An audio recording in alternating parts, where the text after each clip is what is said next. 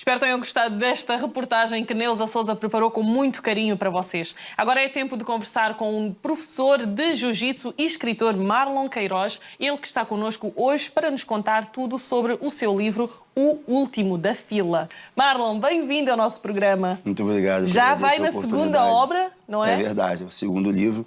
O primeiro foi o Máfias da Noite. Exatamente. Onde eu fiz uma abordagem sobre uma experiência que eu fui segurança também. Durante 10 anos aqui em Portugal, trabalhei em várias casas noturnas. 10 anos? Sim, fui segurança durante 10 anos. A não dormir à noite, não é? Não tinha Natal, não tinha Ano Novo. Pois. E depois, como eu já tinha essa... Eu sempre tive vontade de escrever. Só que eu não tinha... Eu tinha várias ideias soltas, vários pequenos textos, várias crônicazinhas. Mas como eu não cresci no meio muito aristocrata e de uma família assim letrada, nunca tive contato, não fui universitário, eu me limitava a achar que eu não era capaz de escrever um livro. Mas eu escrevia as minhas coisinhas e deixava no computador. Exato. Até que uma amiga minha, Juliana Ribeiro, que trabalhava numa outra emissora, ela estava lá em casa um dia, jantando, e a minha esposa convenceu que eu mostrasse os meus textos para ela. Ela leu e disse, cara, você... Ela que me disse, não, cara, você é escritor, então você tem que escrever isso, levar isso mais a sério. Então, como eu passei por um processo um pouco complicado na época da segurança, aquilo me deu bagagem para escrever uma história. Então, eu peguei a minha experiência como segurança e arrisquei escrever a história, o meu ponto de vista, né? Não é um livro de... É um livro de histórias reais, mas é o meu ponto de vista sobre a minha realidade. E foi um sucesso, ainda bem. E continua a ser, que eu fui pesquisar e há muito feedback, há muitas diferentes reações, não é? Sim, claro. É normal. Eu acho que é isso que um livro tem que causar, não é? Claro. Não é uma ideia linear. As pessoas têm que se debater. Tem que ser controverso. Exatamente. Tem que ser... Muitas concordam, muitas não concordam, muitas identificam-se logo, muitas não aceitam. Verdade. Aceitar, não é? Exato. Isto é que é bonito claro. numa história. Eu evito muito causar polêmica, mas a controvérsia é o que eu sou controverso. Então, quando eu jogo um tema no ar, é para todo mundo dar o seu ponto de vista. Eu nunca me coloco como, eu vivi, eu experienciei, então a verdade é comigo, porque eu fui segurança há 10 anos e sei do que estou falando. É o contrário, eu falo, durante 10 anos, cheguei a essa conclusão. Se você, até pode ter um amigo meu, que eu tenho amigos que têm 30 anos na noite, até pode vir um amigo meu e falar assim, eu não concordo com nada disso. Ok, mas essa foi a minha experiência. Exatamente. Agora, eu escrevo com a verdade, isso aí eu escrevo com a verdade dos fatos. Tem que ser. Com a verdade com o coração, porque eu sou muito emotivo, de certa forma, então com a verdade com o coração. Então, o Máfias da Noite foi que abriu as portas para o último da fila. A diferença entre o Último da Fila e o Máfias da Noite é que o Último da Fila é a realização de um sonho, não que o Máfias da Noite não tenha sido. Exato. O Máfias da Noite foi uma situação oportuna, foi algo que me apareceu, foi um gift, um presente de Deus. Olha, você precisa muito de uma história, você acha, alguém está dizendo que você tem capacidade de escrever, então senta e escreve. Mas sem nenhuma pretensão, porque é difícil conseguir uma editora, muito difícil, muito difícil mesmo. É muito difícil, mas o pessoal que está aí na batalha de querer ser escritor, não desistam, porque eu acho que para ser escritor tem que saber ouvir não, principalmente. Exato. Quer ser escritor? É ouvir não, porque é difícil ter uma editora. Eu tenho a Planeta, que gosto muito de trabalhar com eles, então abriram a porta. Como o livro teve uma boa aceitação pelo público, e do público e da crítica. Então, os próprios críticos literários, aí que são, sim, catedráticos, pessoas que leem muito, falando bem da minha escrita e da forma de escrever, me encorajou a engajar no segundo projeto, que é o Último da Fila. O Último da Fila. Que é um projeto de sonho. Esse é o meu bebê, é meu filho, é uma coisa que eu quis muito fazer, que foi difícil fazer, mas eu quis muito esse livro, muito. Então, Marlon, deixa-me só perguntar. O Último da Fila sempre foi um sonho. Ou seja, podemos concluir que também já existia antes do Máfia da Noite. Como é que você sabe disso? Se é um sonho, é uma reflexão minha agora. Verdade. Se é um sonho, já existia, não é? Esse livro ele começou a ser escrito primeiro que o Máfias da Noite. Eu parei o processo de escrita dele para escrever o Máfias da Noite, porque o tema da noite estava muito no auge na comunicação social. Teve uma época em Portugal que só se falava nisso, nos seguranças e nas máfias e não sei o quê. E eu pus esse projeto numa gaveta, porque eu não queria escrever ele de forma acelerada e de forma sabe, respeitando deadlines, porque eu tenho a minha vida, eu não sou propriamente o Paulo Coelho, que só escreve. O que eu sinto é que o Máfias da Noite também foi uma espécie de terapia, libertação. Todos os meus livros serão uma espécie de terapia. Todos os meus livros é uma forma de eu falar comigo mesmo sobre o que eu penso, sobre o que eu fiz errado, sobre o que eu fiz certo. É uma forma de eu estar comigo mesmo, que você... Como nós falamos antes um bocadinho, né? No off. No off, né? São 3, 4 horas sentado, sozinho. Eu escrevo dentro da minha autocaravana, então estou dentro da minha casinha, como eu chamo, trancado, sozinho. E ali é um momento que eu discordo de mim, eu mudo de opinião, uma coisa que eu pensava e dizia assim, eu penso assim, de repente eu consigo estar sozinho e pensando, nossa, esse meu pensamento está errado, eu tenho que mudar, isso não está correto. E eu encontrei essa terapia no livro. E é verdade, curioso isso, porque o último da fila veio primeiro, eu parei. Depois a minha vida deu uma volta muito grande, eu fui convidado para trabalhar num ginásio do Lúcio Rodrigues, que é um atleta profissional de jiu-jitsu. Então, como ele estava competindo muito, ele me contratou para ser professor na academia dele em Londres. Em Londres, exato. E eu vivi 3 anos em Londres, nessa academia. E lá de Londres, os ventos me levaram para o deserto. Dubai. Fui para Dubai. Fui para Abu Dhabi, na verdade, para uma cidade chamada Al-Ain. Lindo aquilo. É a cidade, eu acho que nasceu o Aladim lá, uma cidade no meio do deserto. Queria mandar um beijo para todos os meus amigos lá de Al-Ain, porque foi uma experiência muito boa. Eu tive lá 2 anos, morando lá no meio do deserto, comendo tâmara e vendo camelo e ouvindo reza. Era o que eu fazia lá. Depois os ventos me trouxeram de volta para Portugal, que sempre foi o meu projeto voltar para cá. Exato. Eu moro aqui há 20 anos e sempre foi o meu projeto. Então esse livro ele tem... Eu escrevi esse livro em Portugal, escrevi esse livro em Londres, escrevi esse livro em Abu Dhabi e terminei ele aqui. Ele rodou no meu PC comigo chegar aqui. E é um livro que eu consegui copilar questões da minha infância, questões sociais do meu país, que esse livro, na verdade, ele é um adulto, né, um homem de 40 anos, explicando para um garoto de 12 por que a vida tem que ser assim. Na verdade, esse livro ele é toda a minha infância, a infância dos meus amigos, é uma análise minha do retrato político e social do Brasil, da completa injustiça que as pessoas vivem lá. O Brasil é um país muito injusto. Eu adoro meu país, sou brasileiro, vou morrer brasileiro. Apesar de viver 20 anos em Portugal, ser luso-brasileiro, mas é o meu país, eu adoro o meu país. Só que adorar o meu país não me faz aceitar ou alibar o meu país dessa questão da... Eu não posso viver num Brasil de praias e água de coco. Isso também tem muita praia e água de coco. Exato. Mas não é só isso. Não é só isso. E de água de coco e praia eu entendo pouco. Né? Mas... Agora ficou bonito. Mas a desigualdade social que lá é dantesca, é numa escala que eu acho que é pouco conhecida até pelo próprio brasileiro. O Brasil tem uma desigualdade social tão grande. E como eu mesclei nas classes, eu sou o tipo do cara, isso me acontece quando eu vou de férias. Eu saio de um churrasco na Rocinha e vou jantar no condomínio na Barra da Tijuca, porque os meus amigos são de todas as classes sociais, né? Eu nasci numa região muito pobre, a minha família toda vive nessa região ainda. Depois a minha vida foi me conhecer outras pessoas, então eu tenho amigos meus de várias classes sociais. E isso foi bom para eu fazer uma análise. Ou seja, existe um apartheid social no Brasil, né? Eu tenho amigos meus que eu converso sobre miséria, fome, desigualdade de oportunidade. E eu sinto que eles vivem numa bolha de ilusão, porque eles cresceram no privilégio, eles são vítimas. Nunca experimentaram um amargo. Eles não têm a noção. Exato. Então eles acham que a realidade que está porta meia com o condomínio dele, eles acham que é uma coisa quase que de filme. Então o meu livro, eu acho que ele veio para alertar todas as classes, sabe? Alertar o brasileiro em si para que, olha, isso está acontecendo no nosso país. Por exemplo, no Brasil, na década de 90, nós éramos bombardeados. E eu achava isso... Hoje em dia eu vejo que era uma sabotagem intelectual, que era reportagem sobre miséria na África. Nós assistimos, as televisões, as emissoras faziam reportagem sobre miséria na África. Mas por quê? Não precisa ir à África para ver miséria. Pois. Eu não preciso pegar uma equipe de televisão, ir para Angola, ou para Moçambique, ou para o Congo, para ver pessoas a morrerem de fome e andar descalça. Isso tem no Brasil, isso tem no Rio de Janeiro. Rio de Janeiro é muito mais do que Leblon, Ipanema, Copacabana.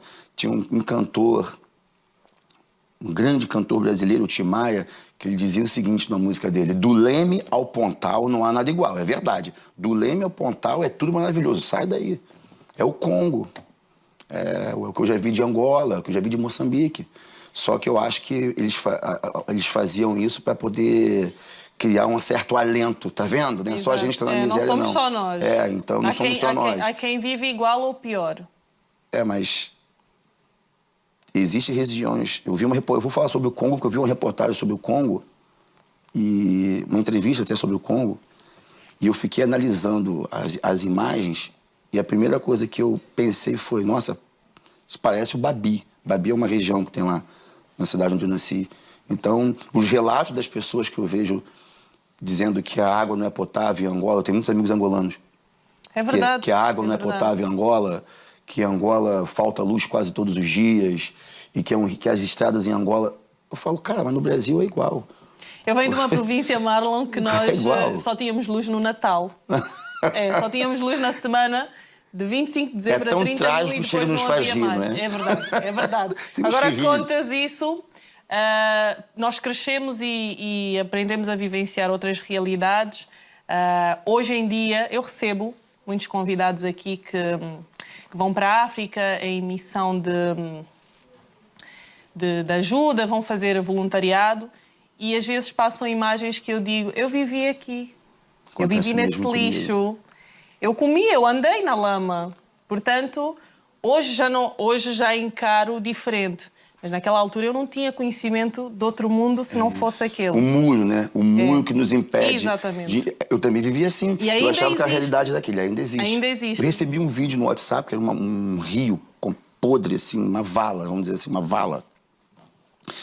E o vídeo era 4 meninos que eles vinham correndo, davam um salto, assim, tipo triplo mortal, uma coisa olímpica. E mergulhavam ali no... E mergulhavam ali. Eu fiquei olhando aquilo, meu filho falou assim, pai, você brincava assim também?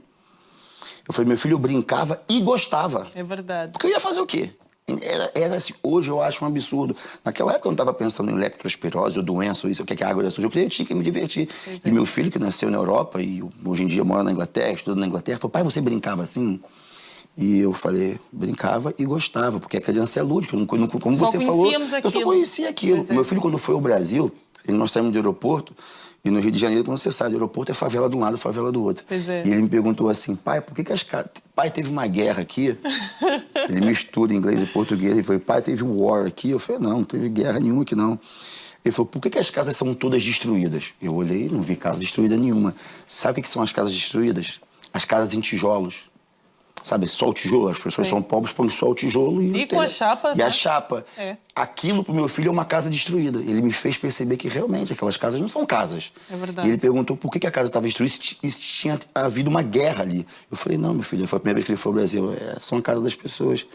E ele falou, essa é a pobreza que tu falas, né? Essa é a pobreza que tu falas. Eu falei, mas é bonito, apesar do teu filho crescer num ambiente diferente, hoje, graças a Deus, porque é graças a Deus, não é? Para mim é sempre. Eu não tenho religião, mas eu sou muito espiritualista. De criar o teu filho num ambiente diferente. São dois. Eu tenho um filho de 11 e um de 21. De 21 já está na faculdade. 21 já é o senhor, eu fui não pai é? com 18 anos. Exatamente. E dar-lhes a conhecer esta realidade, que eles, de certeza, também já conhecem esta obra e conseguem perceber o porquê de escreveres isso, porque é como tu dizes, quem não conhece não vai perceber nunca.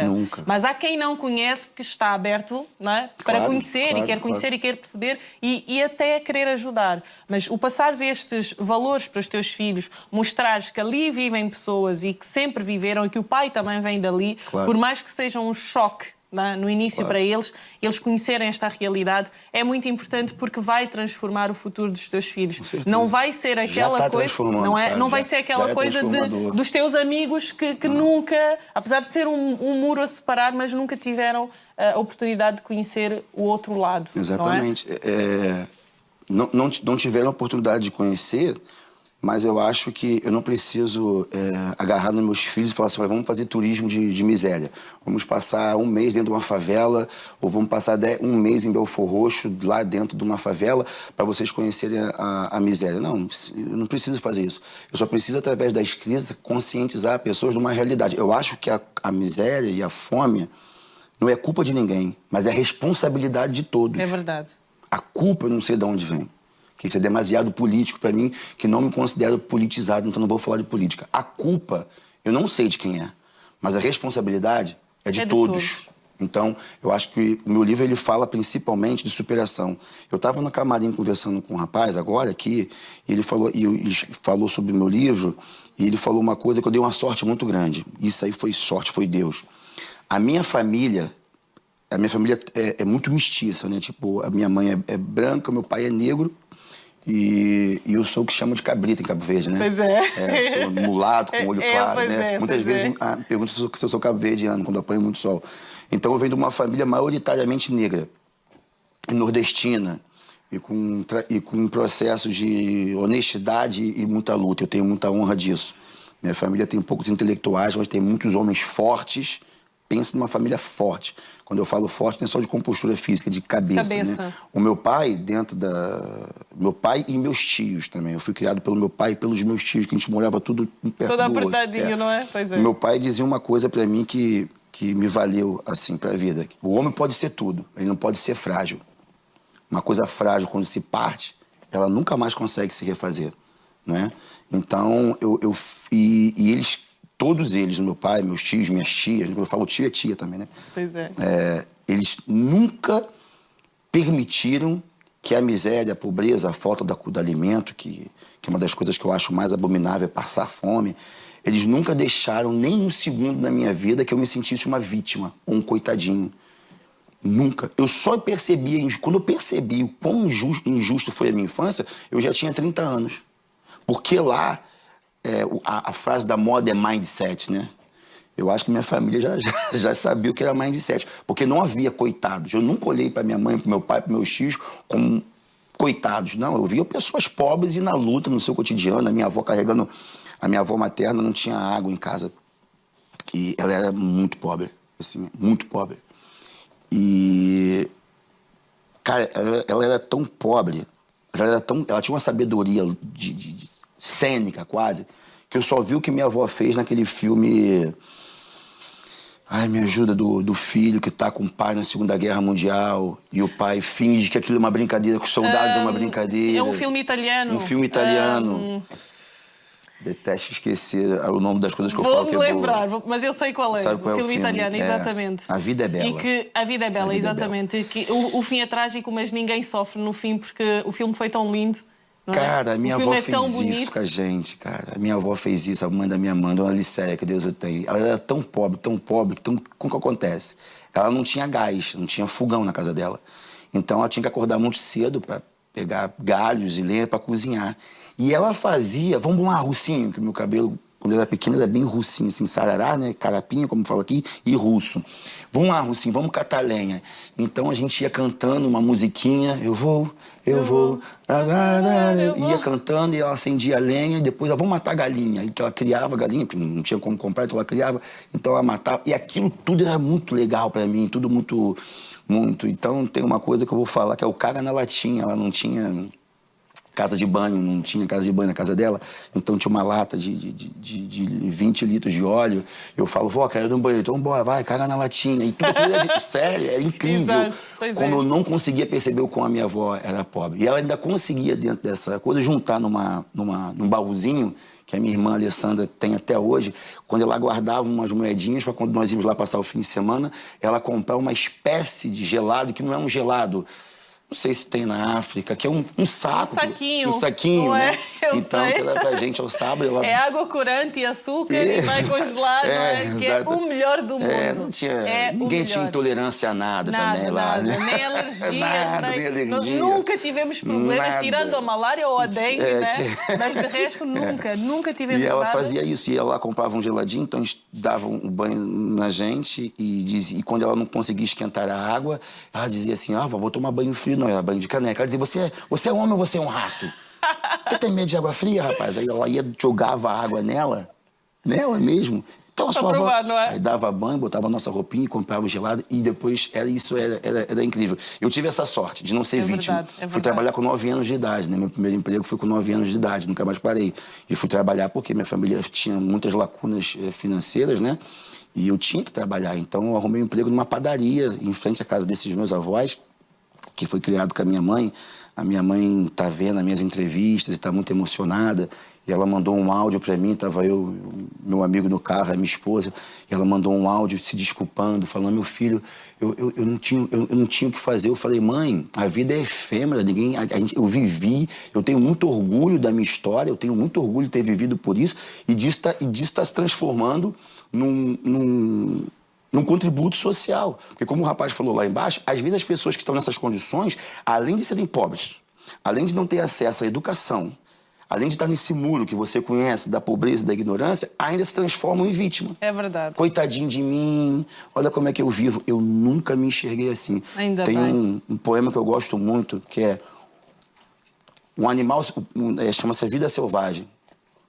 Um pássaro cai congelado da árvore, embate sobre o chão duro e morre, sem sentir pena de si mesmo. A autopiedade é a pior coisa que tem. E dentro das comunidades carentes, existe, às vezes, um ensino da autopiedade, porque as pessoas têm pena do próprio reflexo. Isso não me aconteceu. Ainda bem. Por isso que eu acho que o livro é um livro de superação. É isso. Esta é para mim, então. Claro, esta é para óbvio. mim. Eu vou ler. Por isso e que é o vou último fazer da a fila. minha... O último da fila é como a gente se sente. É que verdade. Eu quero fazer um esporte, eu não tenho condições de comprar equipamento, de pagar um ginásio. Eu quero ir para a universidade, mas eu não tenho nem condições de concorrer. Você é o último da fila. Vai até parecer papo de coach agora isso. Mas eu acredito no acreditar. Mesmo que fechar. Vamos Marlon, fechar. desculpa. Boa. Vamos fechar, mas eu gostava que voltasses aqui no programa. Volto. Voltasses no programa porque acho que ficou muito por falar e eu tenho muitas questões. Eu falo pouco, né? Não, mas foi bom porque tivemos aqui um momento fantástico. Obrigado. Remeteste-me à minha infância, arrepiei-me um bocadinho. Vamos escrever um livro juntos. Vamos escrever. Qual o Fica nome a da sua promessa. província? Cabinda. Cabinda Belfor Roxo, que é o nome da minha província. Bora escrever um livro junto. Marlon, Bora gostei mesmo. muito. Este é para mim. Para quem quiser adquirir o livro, já agora. FENAC. Queria agradecer muito a FENAC, rapidinho. Agradecer muito a FENAC, que tem sido uma mãe para mim. E a UC também. A UC.pt entrega em 24 horas e o site da FENAC também. Pronto, quem quiser adquirir o livro, estes são os dados para aquisição. Marlon, muito obrigada. Gostei, foi um momento muito bom de reflexão e que me remeteu à minha infância, portanto, acho que melhor do que isso não podíamos ter hoje. Obrigada e até uma próxima oportunidade. E muito sucesso, que eu sei que vem projeto novo por aí. Obrigada. Vamos agora para um curtíssimo intervalo, mas eu regresso a seguir para a segunda parte do programa. Até já.